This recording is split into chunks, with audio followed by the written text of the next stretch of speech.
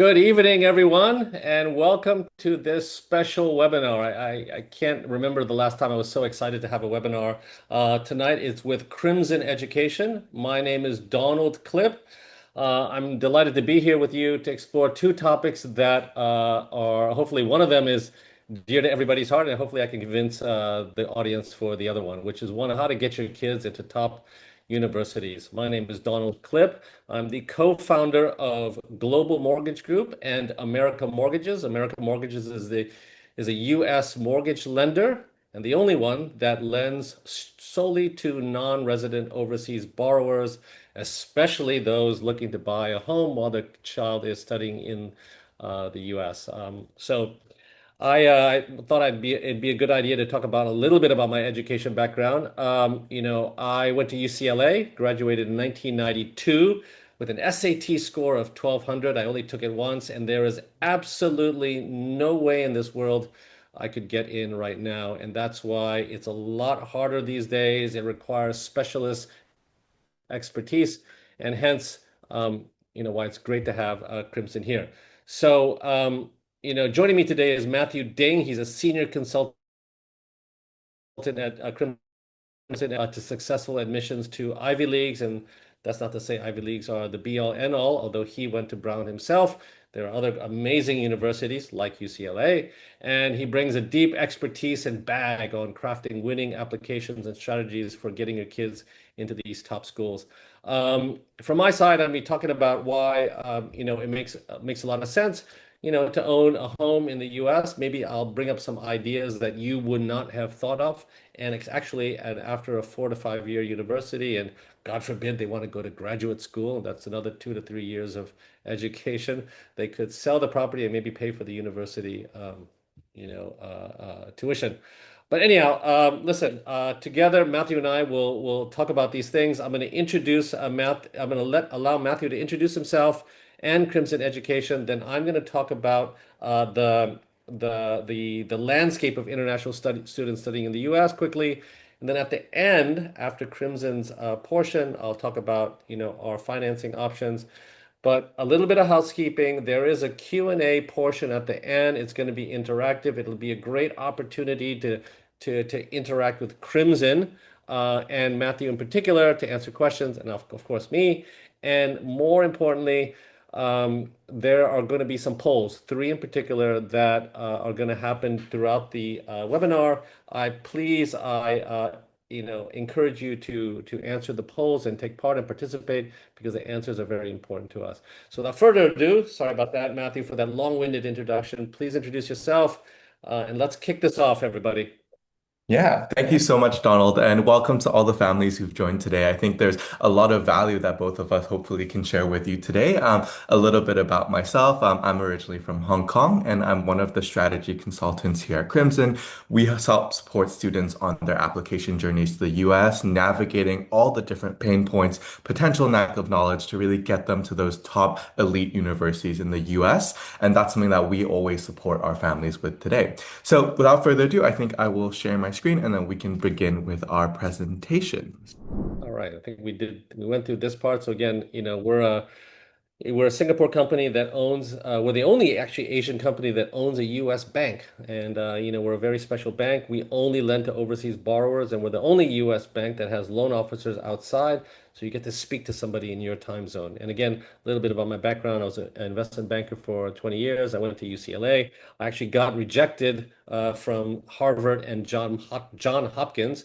And actually, if I had Crimson back then, maybe I would have gotten into those schools and had a different outcome. But nowadays it's actually trench warfare to get into top schools, and you need all the help you can get nowadays because it's more art than it's a little bit of art and a little bit of science involved. All right, so here's I mean, this everybody should know this. I mean, should feel this, but the U.S. is still by far the most popular destination for international students. Last year, it was 1.1 million. That was up 8% year on year versus Canada, slightly under a million, UK 700,000, Australia 600,000. So the U.S. is still the beacon of higher education for those seeking that route. Um, you know. I just wanted to focus on Asian nationals because I assume all of you on this call are based in Asia. Asian nationals account for 64% of the total international students. It's probably no surprise India and China are, based on the population size, are the two largest applicant pools. But you can see, South Korea, 44,000, Taiwan, 24,000, Vietnam, which was surprising to me, 23,000, and the list goes on. So it's a big number. And I think, many of, if Crimson was available to more of these families, maybe that number would be higher. All right, this probably is no surprise. The top five states for international students: California, New York, Texas, Massachusetts, where Boston is, and Illinois. And actually, ironically, when I was doing this research, I Googled, top universities in, each of these states. And, in my mind, I probably know 10 or 20, but there are like, 40 or 50 I never heard of. So there are plenty of universities in these states. All right, top 10 US cities, destinations for international students. This is probably no surprise as well. New York, LA, DC, Houston, Dallas, Austin, Texas, Boston, San Francisco, Chicago, and San Diego. And turn it over to Matthew. Thank you so much, Donald. And again, welcome to everyone on the call today. I think I spoke a little bit about myself already, but I'll just give a little bit of an extra overview about my qualifications and then what we just generally here do at Crimson. So I myself, grew up in Hong Kong, so not too far away from the Singaporean, the Malaysian, or the Filipino families joining on the call today. Went to international school there, did the IB program, kind of similar to a lot of what our students are going through at the moment. I ended up going to Brown University for my bachelor's, studying economics and public health, and then ended up across the other side of the Atlantic at the University of Oxford doing a Master's of Science in Comparative Social Policy. So a little bit of experience on both sides of the UK and the US. I know a lot of families are interested in doing the both, but for the purpose of our presentation today, we'll very much focus on the US and focus on the particularities and what we do to help US admissions for some of our very excellent students in the region. So a little bit about Crimson Education first before I jump in. I just want to explain a little bit more about what we do. We are a global education consulting company with over 10 years of experience, creeping up on 11 actually this year now already. We've offered university consulting services to students from all around the world applying to the top universities across the entire world. So we help students with the US, we help students with the UK, with Canada, Europe, and Asia as well. We have 20 global offices all around the world and nearly 2,500 mentors and tutors altogether. And from the past 10 years of admissions results, our students are 7 times more likely to get into Ivy Leagues or those elite universities in the US. Recently, we've also been featured in some news. Our founder, Jamie Beaton, was actually given a headliner on the Wall Street Journal about how to prep students on this very rigorous application journey into the US. Fantastic. Our results also speak for themselves. It's not just about what we talk about, but these are the clear data points that we really want to make sure that everyone knows as well. In our duration as a company, we've received very many offers to those elite universities, 1,340 to the Ivy Leagues and 540 to Harvard, Yale, Princeton, Stanford, and MIT. So the most elite universities in general. And some of our results from Singapore specifically for the US and UK, we've gotten students into Harvard, Stanford, Princeton, Cornell, Columbia, Brown, as well as 9 students to Oxford and 16 students to Cambridge. I don't remember the statistic exactly, but something like a quarter of admits from the Singapore Asia Pacific pool into medicine for Oxford and Cambridge came from Crimson students directly. So again, a testament to our experience in both the US as well as the UK side. Perfect. And so I believe here we also have some QR codes for you to scan if you'd like to connect with us. We have WhatsApp groups where we can update you on some of the latest information, WhatsApp channels to, really bulk showcase what are the key admissions trends, event reminders, as well as updates, and then also Instagram for some of our student stories, behind the scenes, as well as generally what we do here in Crimson. And also for those of you on the call today, Singapore is our regional head office. If you're based in Singapore, feel free to pop down to our office in Orchard Road. And for those of you in Malaysia and Philippines, the Singapore office will be the one who helps support some of your admissions journey as well. Fantastic. So, what we'll cover today, after all of that explanation on Crimson, we'll really go through in detail about how US universities evaluate applicants. So, what are the metrics they look at? What are the key things that they try and strive for? Similarly, we'll go through what it means to build a strong school list. So, what is the difference between a school like UC Berkeley or UCLA, as Donald mentioned, to a school like Yale or Princeton?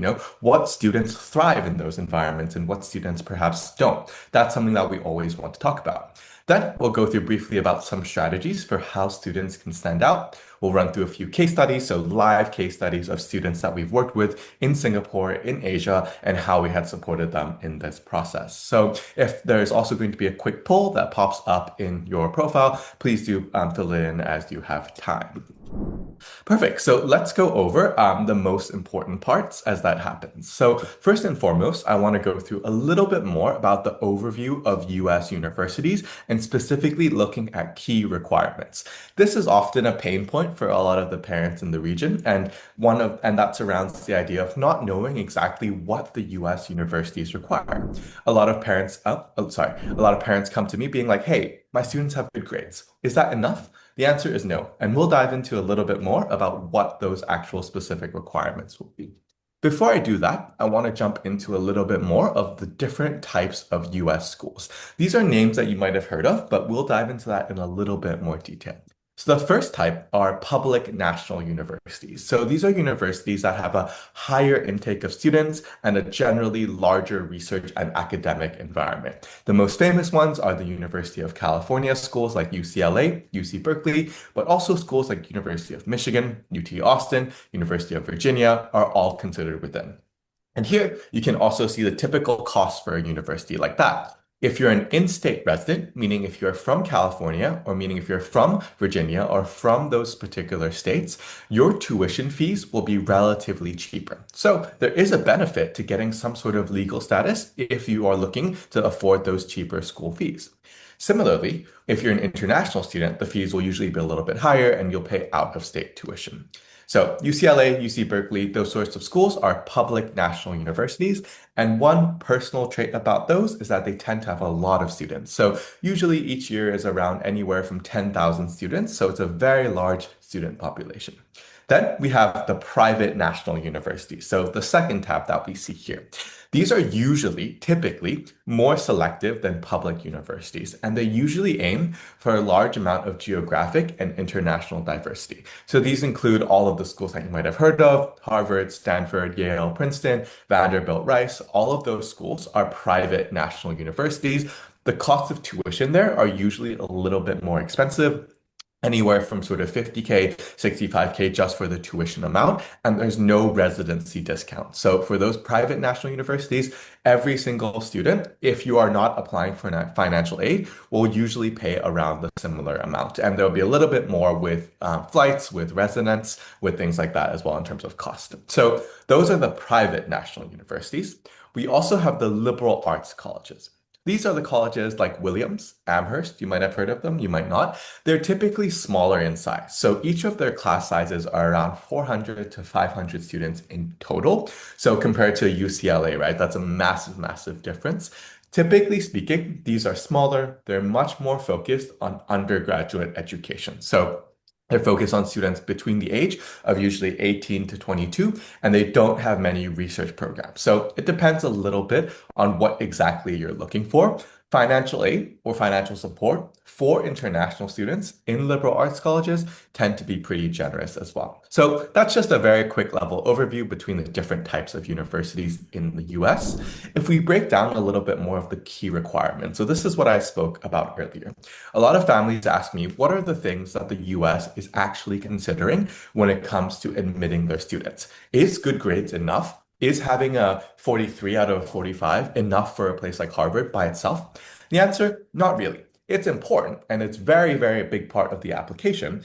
However, there are many other components that are considered. So I'll gloss over this very, very quickly. Now, we estimate that usually around 40% of your application to the US is related to your academics. So these are things like your grades in school, your class ranking, your curriculum rigor. Have you picked the hardest HL subjects? Have you gotten sevens? Have you gotten A stars in A levels? What are your actual scores in school?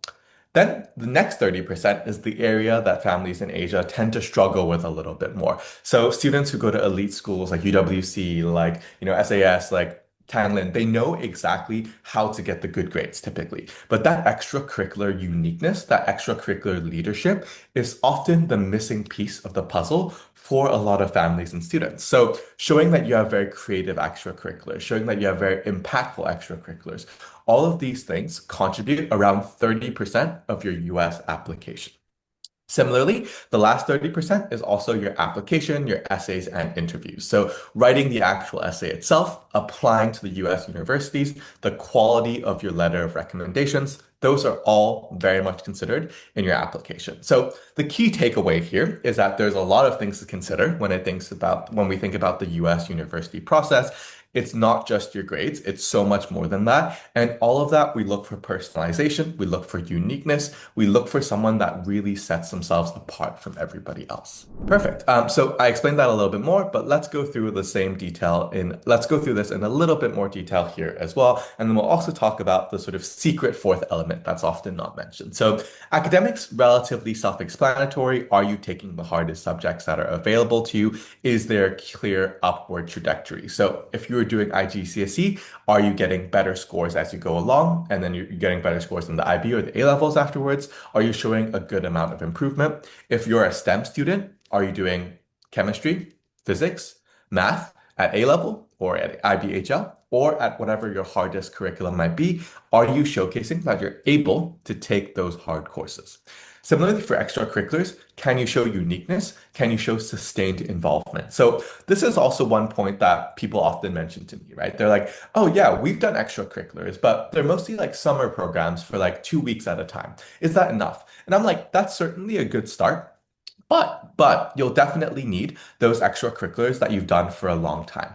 Consistency over time is something that the US really cares about. So if there are any parents or students on the call today who are in grade 9 or grade 10, can you maintain those activities for the rest of your high school life? That is something that the US will really care about.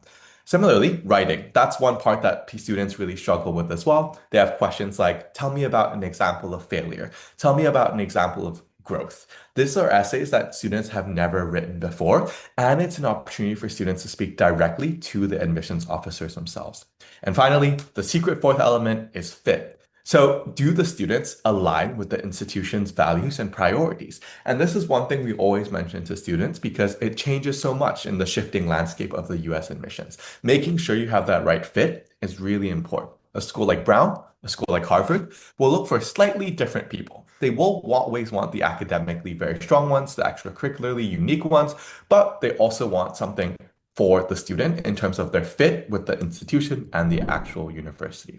So, because of the call today, I really also want to go through a bit more about how residency status might shape potential strategy. So, if you're a US citizen or you have a green card or as a state resident in a specific state, you can get a big advantage in terms of lower in-state tuition for those US public schools. So, for example, if you're living in California and you're applying for UC Berkeley, UCLA, you might have the advantage of getting much lower state tuition and much better admissions preference. So, your status as a California student will make your application much easier than someone who's applying from Singapore. Similarly, most students, if you're domestically applying domestically, you have more admissions quotas than international students. So usually 85% of Ivy League schools, 85% of students in Ivy League schools are domestic versus 15% international. So it is still an advantage. If you are a US citizen living abroad with a green card living abroad, it still counts as a residence if you maintain some sort of state domicile, so taxes, property, but it's very much important to clarify that status early as it can cut your costs by tens of thousands.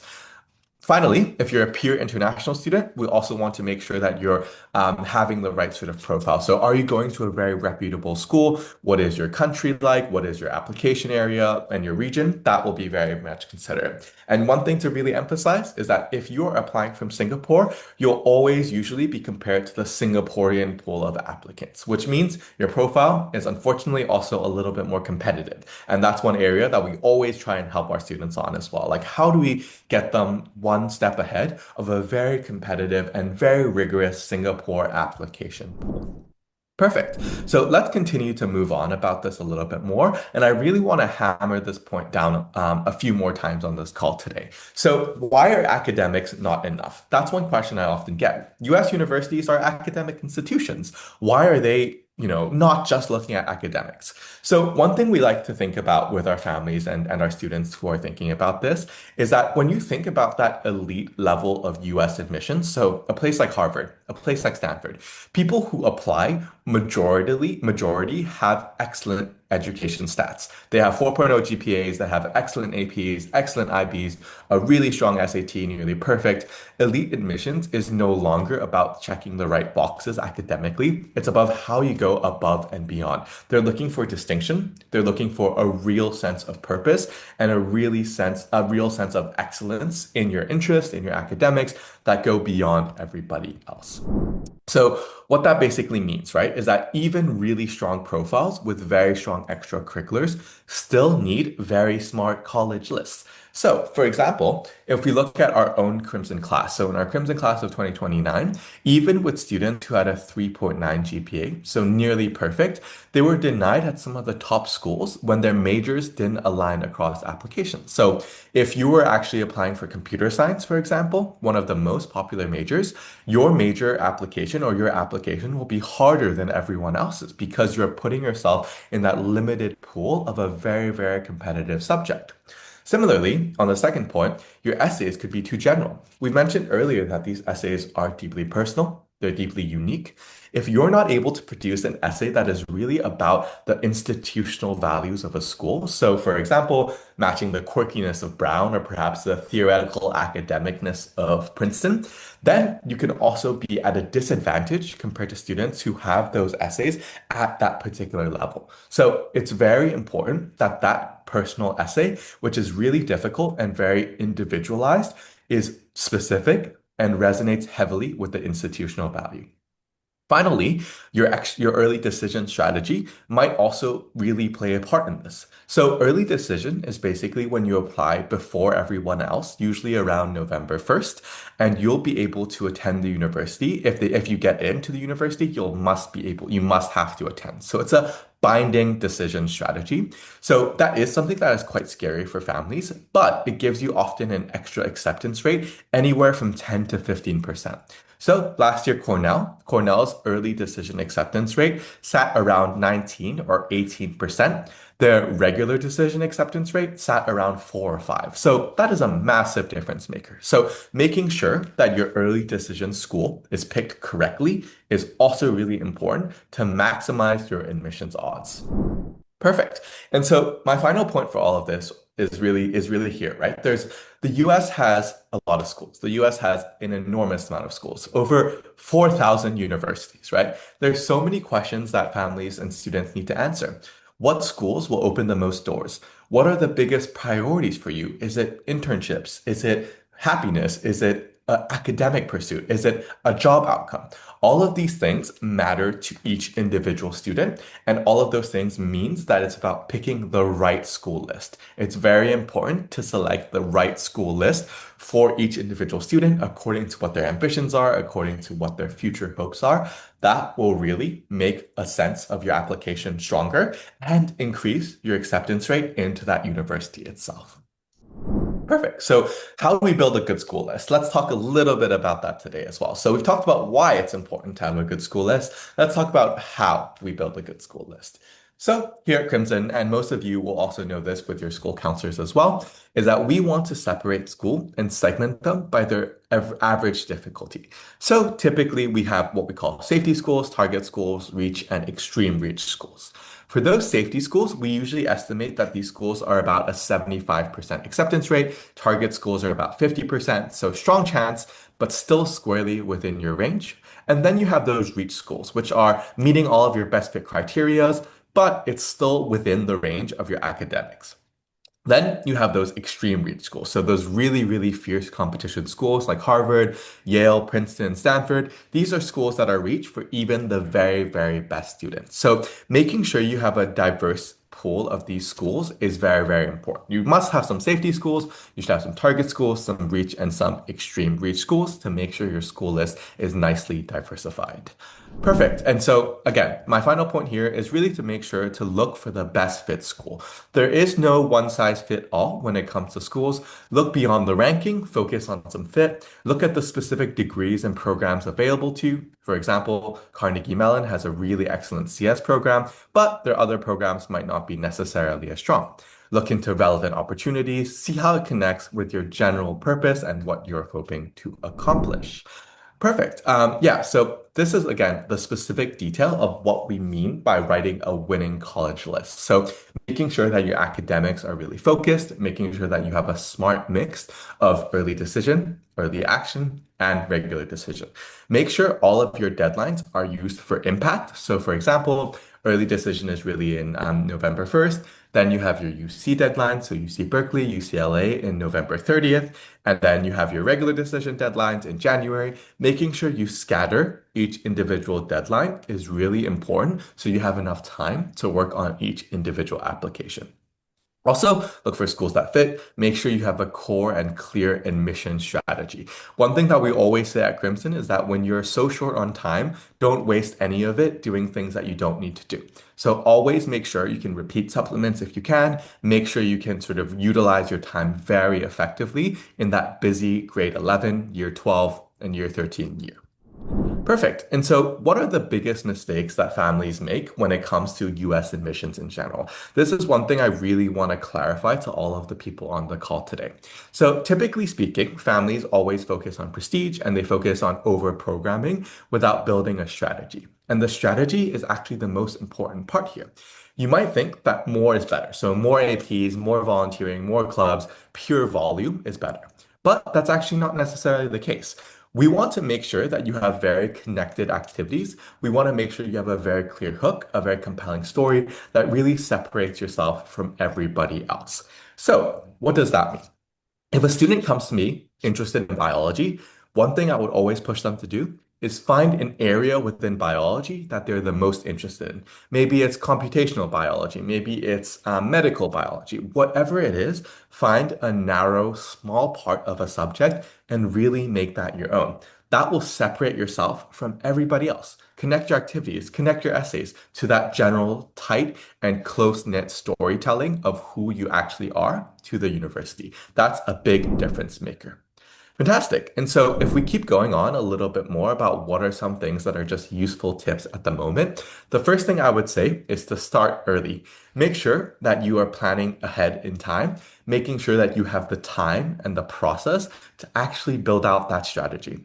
Students who typically start in grade 9 and grade 10 have more time and have more ability to do activities for longer, to do activities that are really unique to themselves. So if you're a student in grade 9 and grade 10, that's also when the activity list begins for the US. So you can report activities from year 10 or grade 9 onwards. Make sure that's when those high quality, those authentic experiences really begin to come through.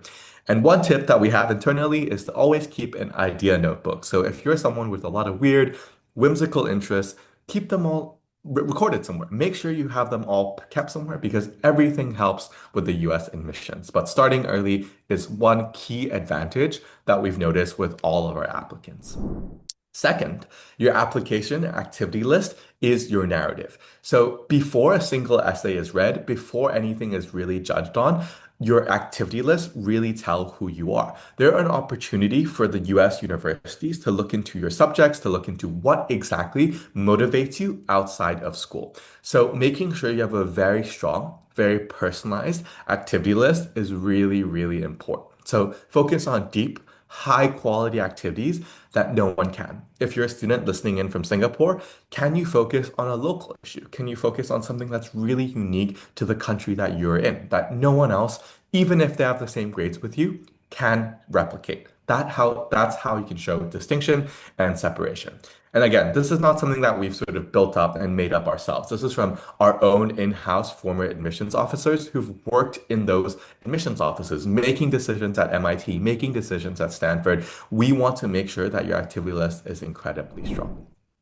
Then we want to talk about how we can help with that. So a lot of families come to being like, that's a lot of information. That's a lot of things for a student to do in a 4 year period of time. What is the way that we can do it? So within Crimson, we have a vast variety of different products and different services to help our students get to that impact. So we have projects like Indigo Research, our capstone project, our project mentorship. So each student needs something different, right? Each student always needs something different. So we shouldn't just collect activities, but we should really tailor them for what they want to do. For example, if a student is coming to us at a school that has really good academics, but maybe not so many research opportunities, and they're looking for that additional layer of research, we have an initiative that can help support that student build out the research project that they've always wanted to do. Similarly, if they have a project and an idea that's really interesting to them, but they don't know how to actualize it, we can also support with that process as well. Perfect. And our final strategy today is looking at essays. So essays is the most human part of the application. We really want to make sure that your essays are impressive, they're personal, and they're very, very real. With all the students I work with, this is often the biggest pain point for them. They don't know how to write a very personalized essay. They think they should write about their love for computer science or the love for engineering. But no, the US is really looking for something different. Perfect. And a little bit more about some of the good essays. A student wrote about hating vegetables. A student wrote about tying their debate work and also needing to be really, really personal. So these essays weren't flashy. You don't have to talk about a really dramatic topic, but talk about something really personal, talk about something really real, and make that a real point of your application. Fantastic. And so that's one thing that I also wanted to sort of link into a little bit more with Crimson is because we want to make sure that all of the school things that we've talked about is supported with in terms of our students directly. So picking the right school list, making sure your majors, making sure activities all support one clear theme. So you're not, running around doing things that you don't actually know you want to do. And then also that really cohesion and that sort of purpose building really sets our Ivy League and our acceptance rates apart. They really help students strive into those top elite universities. Perfect. So I'm just going to very quickly run through a case study for us because I want us to just to show the example of what we typically do with a student. So this student came to us from ACS doing the IB program. So, properly elite school in Singapore. They had a very strong set of academics. They had a 45 in their IB, an SAT of a 1580. They were a global finalist at a public policy debate. They did the John Locke essay competition. And they also had a lot of extracurriculars when it comes to public policy, leadership positions, and they were also a very accomplished musician. So right now they're studying at Harvard and they're majoring in public policy or sociology. So they came to us relatively young. They came to us in grade 8 or grade 9. They came to us with a really wide range of interests. So the student was certainly very motivated, but we weren't exactly clear about what they wanted to do, and we wanted to make sure we could narrow that interest. So they did piano, they did drums, MUN, debate. So some activities, but not really the most sort of cream of the crop elite activities that we saw earlier. So when they were here with us in grade 8 and grade 9, we then looked at what area they were the most interested in. So we wanted to narrow this down to an area that was less competitive. So this became public policy, sociology. Then we also pushed the student to look at different activities in their club. So can they become the leader in their debate club? Can they go to a research internship? Can they volunteer? These are activities that the student had some idea of, but weren't able to actualize on their own time. Perfect. And then we also, when it came to the later ages in the student's application process, so grade 12, year 13, this is really when we put all of the application components together. The student placed top five globally in a debate competition. They presented the research paper that they've been working on for the last 2 years to elite professors in their high school leadership team, and they were voted in for critical leadership positions in high school. So all of that to say, students don't come to us as the finished package. They come to us young, sometimes a little bit confused, with a set information of what they might want to do, but also a lot of points that they're not sure about.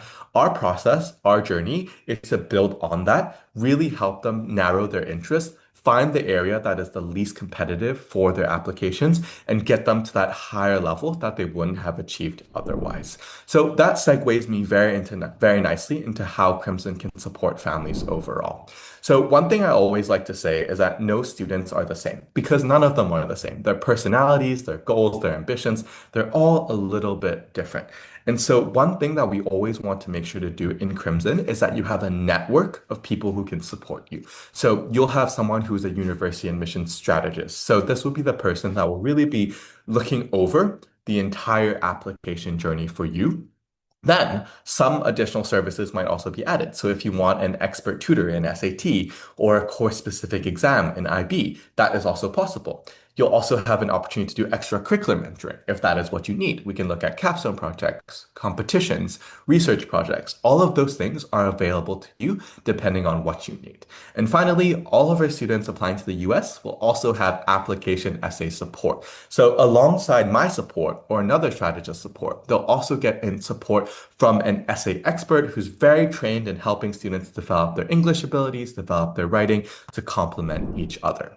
And so behind all of our students, there's very many people. There's a team of people basically supporting them on their journey. So we have the strategy consultant overseeing their roadmaps and their big picture, an essay mentor who might be helping them specifically with their essays, a research mentor who's helping them with one specific area, and then a testing mentor who's really there to, build out that strong SAT score. So each individual student is supported by a network, and their core team is really revolved around them to make sure they're best equipped for success.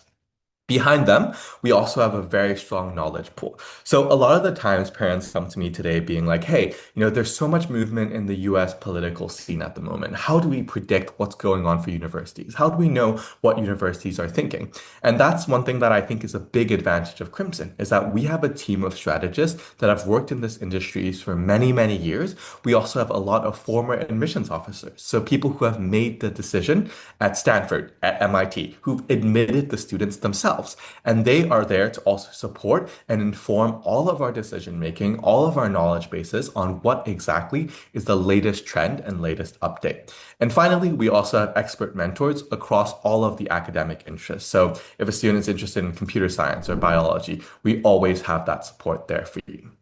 So my final point today, and I really appreciate all of you listening to me today, is how we can support you through our one-on-ones as well. So no student is the same, and we want to give you the best amount of detail and tailor it to each individual profile. So we can always offer some free one-on-one sessions. If you just want to sign up after this call, there's links that will be distributed to you. We can host a free 60 to 90 meeting where you sit down with someone like me. You have a general assessment of your student and your student's profile, and then we look at what are some strengths, what are some weaknesses, and then we also want to make sure we get an idea of your timeline and answer any specific questions. So all of that hopefully will help you on your education journey, and I hope some of my information today clarified a bit more about what the US process looks like and what types of things you should be preparing for. And I'll be handing it over to Donald for the remainder of the call, but I'll still be around for our Q&A afterwards. Thank you, Donald. Amazing. God, that was super. That was not only was it interesting, but it was actually quite overwhelming. It feels like I guess it's analogous to like you're trying to land the space shuttle on this tiny runway. Like there's so many variables that you need to deal with nowadays. I will add one anecdote. I think Matthew's heard this before. So my wife went to an Ivy League, and we went to visit the campus. We took our kids to who my son's in high school at the moment, and the Ivy Leagues are going through some a little bit of uncertainty right now with certain things, social issues. And I went there, and it was a record number. And I asked the lady who was hosting the, I'm like, like, what's happening? I thought people were worried about, this was in June, so it was at the epicenter of all the uncertainty. And it just realized that at the end of the day, for every one family that, is apprehensive about US universities, there's probably 10 others that may think that their child can get in now. So there's no shortage of demand to get into these schools. So anyhow, that was super interesting. Just a little bit of housekeeping. If you want to contact any of us, the links are in the chat to be able to contact Crimson Education as well as myself. You probably want to connect with me after you hear what I have to say. All right. Why do you need to own a home while you're studying in the US? Well, as a second home, your child could stay in the apartment. For example, if your child is studying in Boston, you can buy a condo in Boston for them to stay in. It allows them to have security over housing because normally the kids don't stay for 4 years anymore. I don't think that's it has that. I think they kind of find outside housing after, the first or second year. You can control, rent increases. There's peace of mind for parents. Um, if you're not staying there, you can earn, short-term rental income. The parents can stay there when they're visiting. You don't have to pay the exorbitant U.S. hotel prices. But most importantly, I wanted to add this because this is an unspoken issue. But your mom wants to come and cook. Mom or dad, wants to come and cook. Their son or daughter's favorite food. When they're away, and that's probably the one thing the child misses when they're studying abroad. Now, this can be in the city where the child is studying, or it could be in a hub like LA or New York. So if your son or daughter is studying in Boston, you can kind of stay in New York and kind of shuttle back and forth. All right, why is this smart financial move? I was thinking about this when I was going to school. Literally every one of my international student friends, actually, myself included, I came from, my family's from Hong Kong, but I grew up in Singapore and went to school in California. They sort of went through the same journey of buying some property there before they eventually moved there. But, I mean, this is everybody on this call probably knows this, but instead of paying, rent, you is rent equals money gone, a mortgage equals wealth building. Just a real conservative, example. You buy a 500,000 condo. Now, listen, you're sending your kids to school in the US or the UK or wherever, tuition's not cheap. Um, so a 500,000 condo, okay, that notionally is a lot of money. But, as a bank who lends to people like those of you on this call, we can lend up to 75% of the home value. So that's only $125,000. Home prices in the US have been been rising, in these big cities 10% a year. So what that means is you've put down $125,000 after 4 years, right? Compounded 10%, that is 455,000 your equity grows to. So the property value goes up to 805,000. So that's almost a four times return on your cash invested. So what do you do after with that 455,000? You either sell the home and you've paid for the tuition, or at least a large portion of it, or which is a real common experience is, your child wants to stay in the U.S. and work for Meta or Goldman Sachs or Amazon or Apple or whatever it is, and they can stay in that home, right? Or they can rent it out and earn rental income while they are living there and improve their credit score. I mean, you need to do a little bit of logistics and changing title and things like that. Um, but that's a common journey. But with our mortgages, we can lend up to 80%. As a bank, it's super easy to qualify. You can sign your closing documents at the local embassy or a law firm. The process takes 30 to 45 days. So when the child graduates, they stay in the home, earn Western education before they come back and work at GIC or UBS or Goldman Sachs. And that education, that experience is still valued quite highly. You can sell the home and call it a day and pay for a large portion of the university tuition that you've paid, or keep the property as a cash flowing investment, which rental yields in the US are 10 to 15% and increasing in many cities. Let's get into the loan program. So just a quick blurb on who we are. Like I said earlier, we're the only US bank that's only focused on overseas borrowers, and we have loan off. We're the only US bank that has loan officers outside the US. And another first, we're a Singapore company. We're the only Asian company that actually owns a US mortgage bank. So it's a wholly owned subsidiary. And where we're positioned in this food chain is we want to be the best in foreign national experience because that's all we do. And we want to have loan officers closer to the client and not the asset. So you don't have to spend, wake up at 3 a.m. speaking to a loan officer in Atlanta who doesn't know, your personal situation. All right, this is a quick snapshot of who we are. There's a common misconception, like, Donald, I don't have any U.S. Credit. Can I buy a property? Of course you can. And that's kind of the most common myth. No U.S. credit required. We are not a private bank, so you don't need to deposit a minimum amount and, keep it with us. Foreign income is allowed. Loan programs in all 50 states. Obviously, 75% loan to value for foreign nationals, 80% for overseas expats. We can issue a pre-approval in 24 hours, but 72 is a conservative. Closings are 30 to 45 days. And you can sign the closing documents in most embassies and law firms. And the rest is kind of common sense stuff. All these loans are 30-year fixed. And we even have loan programs that don't look at your income. They're based on the rental income of the property, and we approve nearly 100% of our loan applications. All right, let me go through four of our loan programs.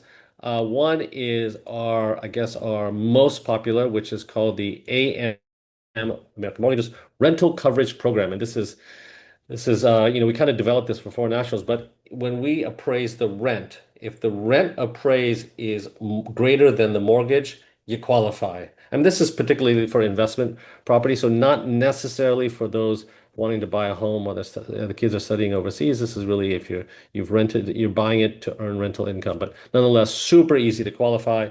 All right, and this is for expats. There are a lot of expats or people with green cards or are U.S. citizens living in Asia. They're working in professional services. What we offer is exactly like you walking into a bank, but you don't need your W-2s. We look at your U.S. tax returns. And if your personal income, if your income over the last 2 years is, more than, if your mortgage payments are 43% or less than your personal income, then you qualify. This is a standard debt to income ratio in the US, but the issue here is that we're here to help you. Nobody only focuses on expats and foreign nationals except us. Now, in some markets, the rental income may not, be sufficient to cover the mortgage payments, but this AM income is really targeted at the second home borrower, which you qualify with income. So again, we can use your foreign income. US credit or taxes are not required. We can get an income letter from your accountant that says, hey, Price Waterhouse, Matthew Ding made X amount of money over the last few years. And we can lend up to 75% of the foreign nationals. And again, it's a standard debt to income ratio of 43%. So, your personal income your mortgage payments have to be no more than 43% of your personal income. And this is super cool. This is our AM high net worth mortgages because, a lot of high net worth individuals, they have a lot of investments in different asset classes, and they're just kind of busy people in general. So in this loan program, what we did was we said, show us your investment portfolio, like, a Fidelity or Charles Schwab or E-Trade or whatever it is. And we take a 5-year term in months, which is 60 months. And you have hypothetically, if you have a $5 million portfolio in liquid assets, you divide it by 60, you come up with a number, which is 83,000. If that is greater than your mortgage payment, you qualify. We don't encumber those assets. We just look at it, check a few boxes to say, okay, this guy has it in his investment portfolio. He qualifies. That's a super popular program for us, especially for the high net worth segment of the population. I wanted to talk about global bridging loans. This is where, and there's a reason for this. This particular slide is basically you have an asset that has a little bit of equity. a little bit of debt. It has a lot of equity. We're able to extract that equity for personal use. Now, that could be for investment purposes. You have something that you need cash for really quickly. And I only say this because just 2 years ago, somebody called us and said their son got accepted to Yale. And I guess, and actually, I know the person, so I was actually surprised as well. But the family wasn't prepared for them getting into Yale, and they are suddenly facing down the barrel of this this. I mean, they made it happen. We helped them, but they had some unencumbered property in Singapore, which we were able to pledge and pull out some cash out of equity to pay for their tuition. But anyhow, it wasn't really a funny situation, but that's why I put this here. We can lend up to, we've done loans from 1 million to 100 million on Singapore property. So something super useful just to keep, to keep at the forefront of your thoughts. All right. So again, our kind of our guiding light is, we're trying to make obtaining US mortgages while living overseas more accessible, easier, and transparent for everybody. If you want to contact me directly, there's my personal WhatsApp, and I will reply to everybody here. And there's a short poll. I'd appreciate it if you can answer. Aside from that, that's really it for me. It's been a pleasure, having this webinar with Crimson Education and Matthew. It was super interesting to me. It kind of put my son's in ninth grade, so it's just the beginning of this journey, and it kind of percolated a few thoughts in my head on the direction that we need to begin our journey on. I noticed a few people on the attendees, so this is a good time to, I guess, kick off our Q&A. All right, everybody out there, let's kick off some Q&A. All right. Oh, already. Okay, so the ones on real estate, obviously, I'm going to answer. The ones on education, I'll forward to Matthew. Matthew, what are the biggest misconceptions families in Asia have about Ivy League or top US universities? Yeah, that's a great question. And I think I'll jump for two really quick misconceptions. The first one is that good grades is everything. I think I've mentioned this throughout my presentation as well, but having good grades isn't enough to get admissions into those Ivy League or top US universities. They're looking for extracurriculars, they're looking for uniqueness, they're looking for a well thought about profile. That's what they're looking for alongside their academics. And the second biggest misconception is that more is more. That's not necessarily the case. We want to make sure that your activities are lean. We want to make sure activities are really unique and that stand out above everyone else, and that a smaller list of high quality activities is better than an overwhelming list of low quality activities. That would be the biggest misconceptions. All right. Well, we've got a lot of questions. Okay. Amazing. Okay. As you shared, many students have strong academics. How does Crimson help students find meaningful opportunities to build, great question, how to build their extracurricular profile? Definitely. So we come to them and we look at what particular major or subject that they're the most interested in, and we look at what extracurriculars they currently have. So if the student has a lot of academic extracurriculars, but not a lot of community service, not a lot of uniqueness, we really zoom in on that area. And so, for example, we'll have a capstone mentor who's focused on them building a project from the beginning to the end. So they're able to provide them with the resources if they're trying to create a website, if they're trying to create some sort of nonprofit organization, with how to register a website, how to create a link to those sort of things to really narrow down and focus on that extracurricular development. So we help them with the overall strategy of looking at what are the gaps in their extracurricular profile. And we have mentors and people who are on the ground who are experts in helping them build that extracurricular profile. Amazing. Well said. How do U.S. universities, this is another one from Matthew, how do U.S. Yeah. universities use students from Singapore and a wider Asia region? Are there unique opportunities or challenges?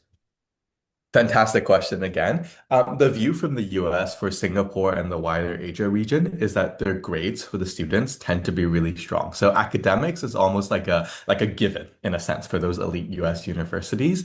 The challenge there is that we want students who are not siloed on one particular field. So students tend to be very, very good at competitions. They tend to be very, very good at getting good results academically, but their unique extracurriculars or their community service angle is usually the area that is missing. So that's why I implore students to use that as an actual opportunity. So if you're from Singapore, can you do an extracurricular that's related to the hawker centers in Singapore or the HDB development blocks? If you're from Malaysia, can you do something with the different linguistic diversity in the region? So segment yourself and narrow down on strong community service and volunteering activities that are based in your local country context. That is both an opportunity and a way to overcome that challenge of being too fixated on academics. Awesome. And actually, for what it's worth, Singapore does Yeah, have quite a number of charity, programs that you can get involved with. Um, with exactly. AI tools becoming more common in education, do you think US universities are changing how they evaluate applications? That's a great question again, and that's something that I always speak about with my students. That one thing that we've seen with the rise of AI is that essay for the students become more and more important. The essays are an area that the school zooms in very deeply to make sure that you're someone who can express vulnerability, make sure you're someone who can express reflection. So from the proliferation of AI, US universities have really zoomed in on the essay itself to look at the language style, to look at what message you're trying to convey, to see if it's something that's genuine enough, to see if that's something that really reflects who you are, rather than some broad and generalized AI sort of reflection. So I encourage all my students to not use AI at all when it comes to their writing ability because US universities read applications every single day. They're able to tell if some are much more utilized with AI and some that are much more authentic. And so the main trend that we see is that US universities really look for authenticity and they really look for authenticity in the Common App essay. Awesome. Finally, there's one for me. All right. Hi, Donald. Two questions. One, on the 450% return example you gave, is it net after interest payments if mortgages are taken? Or two, annual gross yield 10 to 15% from most US. Okay, great. So basically, what you're saying is, am I going to get 15% rental yield if they're in big cities? And the answer is highly unlikely. This isn't meant, I mean, there's some of the big cities like San Francisco or Manhattan, there is some rent control element to it. But I can tell you, it also depends on where you're going to school, right? If you're going to University of Austin, if you're going to, going to school in some of the southeastern states, they have higher rental yields. Some of the coastal cities have lower rental yields. The return did not calculate mortgage expenses, and it actually didn't calculate any rental income. It was basically 10%, 10% compounded for 4 years is that number. And this is real. I mean, 70% of all of our business comes from people buying homes with some sort of education related outcome. This is Matthew, are you ready for the big unveiling? What is the cost of Crimson coaching over 4 years of high school? Yeah, so that's a great question. I wish I Yeah. could answer it in specifics because each student is actually very different in terms of what they need, and so that reflects onto the package value as well. So I can, if you want, you can have evaluation and initial discussion with our team and our academic advisors. They can kind of look at the gaps in the areas that you need the most developing for, and then we were able to send you an appraisal from that. I think it really depends on each individual student, and so typically grade 9 will have a little bit more, but it depends on each of your needs and what your general ambitions are. So feel free to get in touch with one of our advisors and they can help support you with that process. All right. I see a question from Yeah. one of my overachieving friends and their overachieving daughter, Yogesh F. How can we club investment interests in good university towns so that, oh, that's for me, so that the investment isn't necessarily Mhm. tied to the kid going there? Yeah, so I guess that is Okay, so that's a question, that is a topic of US real estate as an asset class mutually exclusive to education, and which is a different conversation. So, I'm a serious believer that it's one of the top three asset classes at the moment, because there's a massive shortage of supply. The reshoring of manufacturing in the US is driving mobility of labor to like five or six states. And these guys, this new labor force is never going to be able to afford a home because the median income is, $60,000 and the average home price is 400,000. So that seven times ratio is never going to be achieved. So they're going to have to rent, which is pushing rental yields up. So it's a great time to be a landlord. Um, you've got my WhatsApp number. You can contact me and we can talk about this. Anonymous question. This is for you, Matthew. My son plays for a strong professional football team outside Hmm. of school for many years. Do you have experience, and if so, some examples of how you would work with an athlete who wants to do business in a business school and not necessarily Division One school? Second part of the question, when is the best time for him to apply if he has to do end?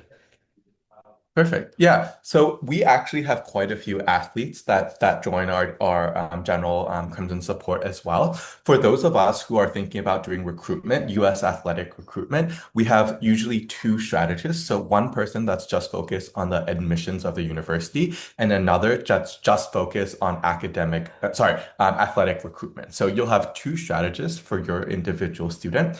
That athletic strategist is very well trained in the different recruitment pathways. So football, for example, they'll know exactly what schools are the best schools for football, what schools have which coaches and how to get in contact with them, what the pathway is to get that sort of D1, D2, or D3 recruitment. And then in conjunction with the regular strategist who will help them develop their profile, help develop their business activities, both of those together will complement each other for the student to select the school. So, for you who might be thinking about getting into a business school, a top business school that doesn't necessarily need to be Division One, we can start the recruitment process usually. Or the recruitment preparation timeline, usually anywhere from sort of grade 10, year 11 onwards, because that's when you really should be getting in contact with the coaches, with the different delegations that represent those schools. So just put in your answer, put to answer your question quickly is that we have multiple strategists for you usually, and one is just focused on athletics, and usually around grade 10, year 11 is when you should start that recruitment process. Cool, cool, cool. One for me. Thanks, Donald. 10 to 15% is out of the question. I'm not sure what that means. But what is the fair rental yield for residential homes near Ivy League universities? So, well, Ivy Leagues are, you know, some are in big cities like Columbia, and Penn. Some are in obscure towns like Brown, like Crimson and Ithaca. Um, so it really depends. I can tell you, we have a brand new condo that we're representing a developer in Boston that has a 6% gross yield. So it really, really, really depends. I think that's something you can contact me directly and we can kind of walk through it. But in general, rental yields that are not in New York or California tend to be higher. But that's not to say you're not going to get, I mean, 10 to 15% is fairly common actually in some of the South states and Midwest states. But it's not uncommon. And the US has by far the highest rental yield of any country, especially developed nation in the world when you compare rental yields. And it has the fastest capital appreciation nationwide, even faster than Dubai. Many people don't know that. Um, so yeah, contact me directly. I can walk you through. We have tons of data, tons of research. So even if your son doesn't go to school in the US, it's probably a good investment. Question for Matthew. When is the next time for him to apply to colleges if he has to do national service right out of school? And when should he begin with Crimson? Yes, very, very good question for our Singapore families in the room is national service. So, what universities do and how we deal with the deferral process. So, typically speaking, our best strategy for students who have to do national service is that you still apply through the regular timeline that you would have otherwise if you didn't have to do national service. For those students, that would be their application process will just be in their grade 12 or year 13 first semester. That's usually when the application process will be due.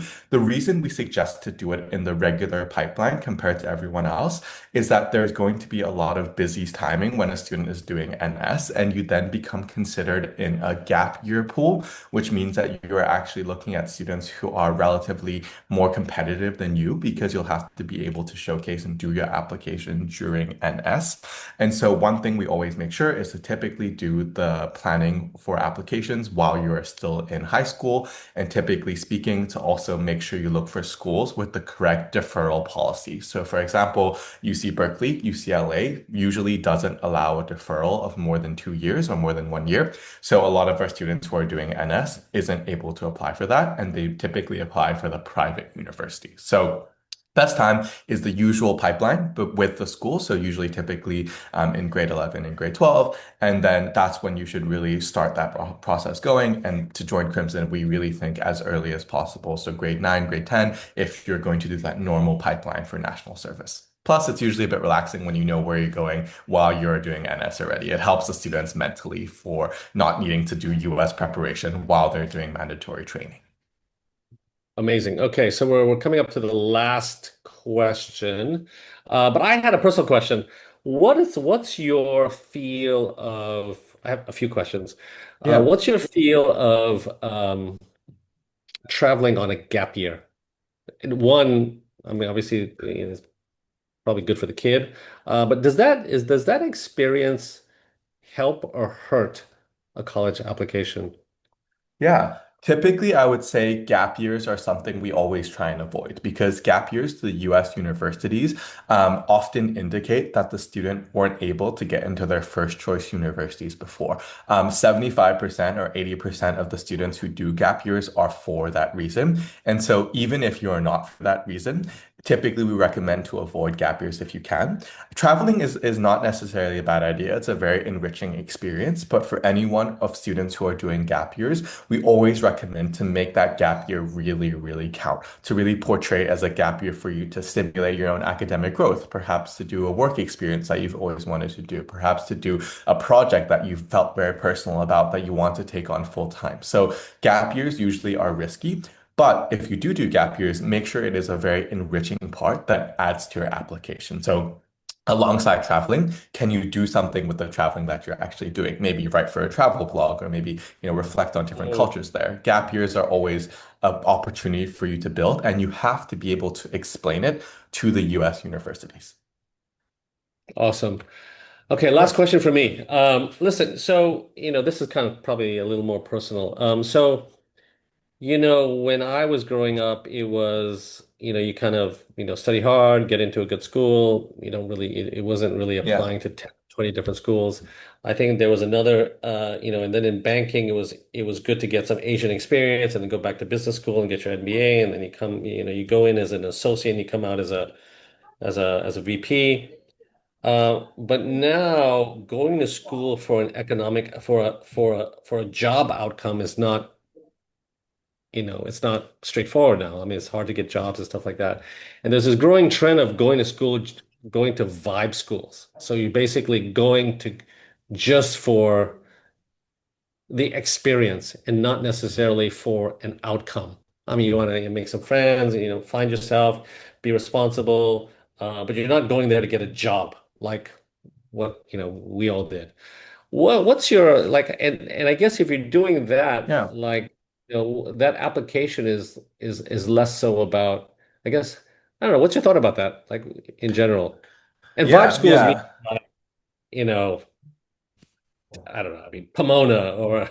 Williams or, Yeah. or Claremont McKenna. I mean, these are all super good Yeah. schools, but yeah. Yeah, definitely. So I think that there's sort of a few ways to think about it. I think the big question that sort of underlies it is for each individual student, like what is the purpose of your university experience, right? Is it to enrich your own mind? Is it for you to explore? Is it to find what you're interested in? Or is it to accelerate your career? Is it to kind of build out where your networks want to be? Maybe it's a combination of the two of them. So I think it always just depends on the priorities of the families and the priorities of the parents. We've seen trends lately of being like for those who are more career focused, right? They're like, let me apply to hard reach schools only. So Harvard, Yale, Princeton, Stanford, those ones that will really yield me a top job in Wall Street, a top consulting role, a top biotech role. But if it's not those elite universities, maybe the cost of going to those schools are not actually useful. Let me go to a NUS instead or an NTU and you save a bunch of money and still do really good education. The one thing I will say, Donald, and I think to all of the families on the call today, is that studying abroad is still an experience of value in and of itself. The sort of separation from the familiarity of family, the building of your own networks, the internationalized community that you'll be exposed to is still very, very hard to replicate. It gives students a sense of freedom, it gives students a sense of independence, but it also builds their network and their priorities a lot bigger. So staying in a place like Singapore isn't a detriment to where your career wants to go because there's elite institutions. But you close the door potentially to going to the US and working there for a little bit, or going to the UK and working there for a little bit. And so that I think is the fundamental sort of question that parents should think about and students should also consider. Awesome. Thank you so Yeah. much. So we've kind of gone through all the questions. This was fantastic. Let's see if we have any more scrolling down on this chat. Any questions? Awesome. I think we've plowed through it. It was amazing. I want to personally thank everybody on this call for joining. It's a very emotional and important topic for all of us, especially with kids that are just beginning the thought process of getting into universities anywhere in the world. But I want to personally thank you, Matthew. It was really a pleasure learning. You really percolated a few thoughts in my head on what we need to start doing. But again, thank you for your time. Thank you, everybody. And I'll let Matthew say goodbye to everybody, and then we'll log off. Yeah. Thank you everyone for your time. And if you have any more questions, feel free to let Donald or myself know. Happy to answer a little bit more details at some other point too. Thank you so much. Have a good evening, everybody. And thank you for spending the time with us. Take care. Bye bye. Thank you.